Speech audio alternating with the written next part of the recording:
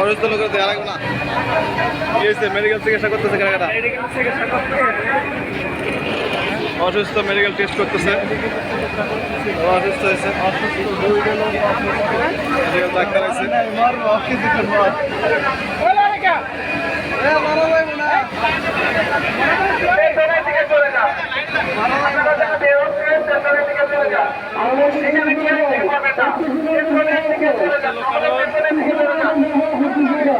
লোক অসুস্থ আছে, এটা দেখার জন্য সবাই এসে নামছে।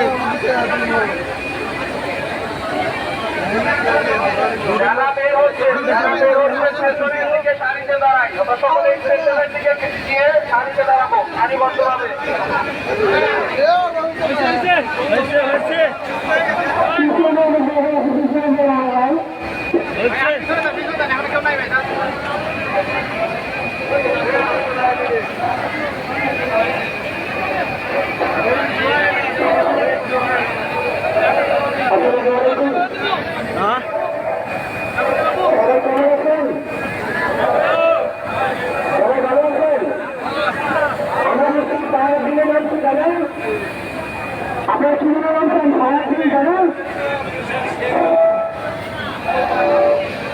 আচ্ছা, আমরা এইটুকু বক্তব্য দিচ্ছি যে ফায়ার অ্যালার্ম বাজবে, কারখানার ভিতরে থাকা যাবে না, কি তাই না? ফায়ার অ্যালার্ম যখনই বাজবে কারখানা থেকে বেরোতে হবে নাকি? এখন ফায়ার অ্যালার্ম কখন বাজবে? ফায়ার অ্যালার্ম বাজবে দুটোর ক্ষেত্রে, একটা হলো অগ্নিকাণ্ড অথবা ভূমিকম্প, এই দুটোর ক্ষেত্রে ফায়ার অ্যালার্ম বাজবে। এখন ফায়ার অ্যালার্ম কে বাজাবে? যিনি আগুন দেখবেন, যিনি আগুন প্রথম দেখবেন তিনি ফায়ার অ্যালার্ম বাজাবেন। আর ফায়ার অ্যালার্ম বাজার সাথে সাথে আমরা কারখানার থেকে দুটো খন্ড যার যে সিঁড়ির কাছে, যার যে সিঁড়ির কাছে ওই সিঁড়ি ব্যবহার করে আমরা অ্যাসেম্বলি পয়েন্টে চলে আসবো। আমরা নামার সময় কেউ কাউকে ডাকতে দেবো না, নামার সময় কেউ কাউকে ছেড়ে দেবো না, নামার সময় আমরা কখনো অস্থির হব না।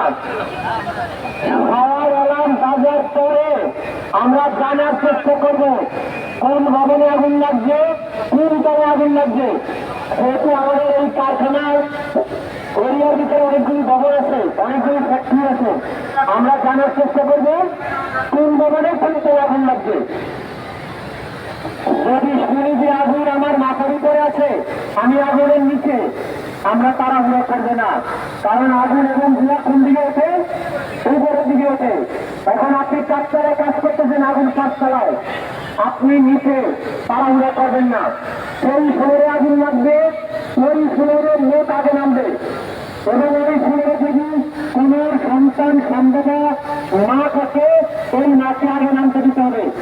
তারপরে সেই ফ্লোর খালি হওয়ার পরে উপরের ফ্লোরগুলি খালি হবে, উপর নামার পরে আমরা নিচের লোক নামবো। তাহলে আমাদের লোক নামার সময় কেউ আহত হবে না। আমরা শুধু এই সিস্টেমগুলো যদি মেনটেন করি তাহলে আমরা ইনশাল্লাহ নিরাপদে থাকবো। আর মনে রাখবেন, যে কোনো অগ্নিকাণ্ড প্রথমে বড় থাকে না, যে কোনো আগুনের উৎস তার শুরু থেকে ছোট। ওই ছোট অবস্থায় যদি আমরা আগুনকে নির্বাপন করতে পারি, আগুন আমাদের ক্ষতি করবে না, আগুন নিয়ে আমাদের ভয়ের কোনো কারণ নেই। এখন আসেন ছোট অবস্থা আগুনটাকে কিভাবে নির্বাপন করবেন। দেখেন কারখানায় ফায়ার হুক আছে, ফায়ার বিটার আছে, কম্বল আছে, ফায়ার এক্সটিংগুইশার আছে, সর্বোপরি স্প্রিংলার আছে।